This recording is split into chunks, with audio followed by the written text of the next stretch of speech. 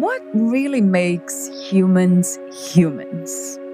So the amazing thing is if you look at the core chunk inside of our brain, most people have heard the idea of like the amygdala, the hippocampus, the hypothalamus. That's often called the limbic system. So that is almost exactly the same as in mammals.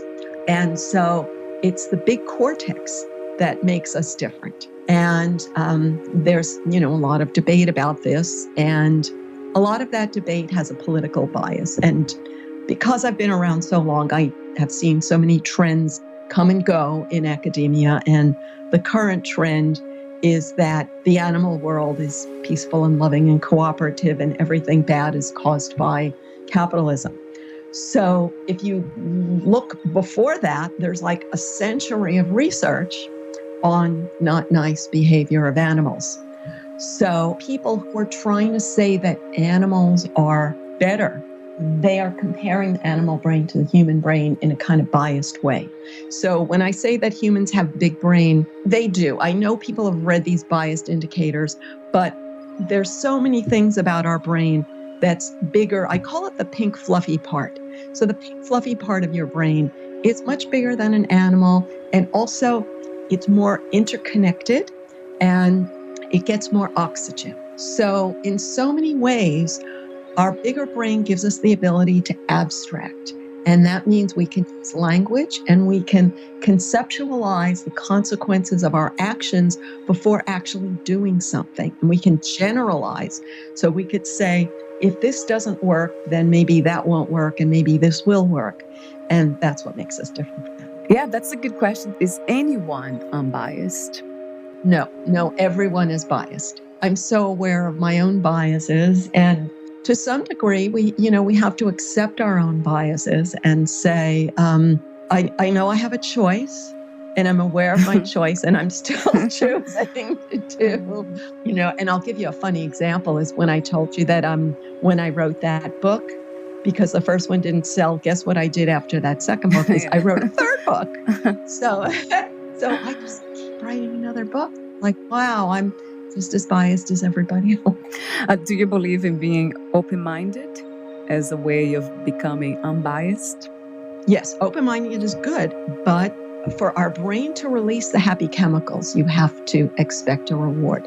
So let me give you an example. If I give you a flute and I say, you should take flute lessons. You're going to love playing the flute. It's going to make you so happy. Like the person who tells you that, it's because that worked for them during their years of neuroplasticity. And when they feel bad, playing the flute distracts them because they've already built up those flute playing circuits. But you would say to yourself, doesn't sound like fun to me. Right. So True. We are all approaching the world through the lens of the neural pathways that we have. So we all have to look for, like, what I call it is putting new leaves on the branches of your neural pathways. So you can't rewrite yourself from scratch, but you can grow like new twigs and new leaves and develop, but not to hate the neural tree that you already have, because then you're going to hate yourself. Oh, wow. Like you can't say I should like to play the flute because all my friends are in a band and I want to be in it too, so I should like it, and what's wrong with me? Right. I like that. That sounds spiritual too. According to the spiritual traditions, they say that shoulds is a no-no. How is the up and down feeling natural, and why are they so challenging to make sense of? Our happy chemicals that I talk about in the book, serotonin, dopamine, oxytocin, and endorphin. And people have gotten the impression from the medical establishment and the academic establishment that these chemicals should just flow all the time for no reason. And I should be happy sitting on the couch. And if I'm not, then it must be a disease and the doctor can fix me. But when you know how it works in animals, it's easy to see that each of these chemicals turns on for a very specific reason in a specific situation, and then it's gone just for a few minutes, and then it's metabolized, and you have to do more to get more. So ups and downs are natural. The simple example is, as I said, if a monkey sees a piece of fruit and it's like, wow, that will meet my needs, that goes toward the fruit.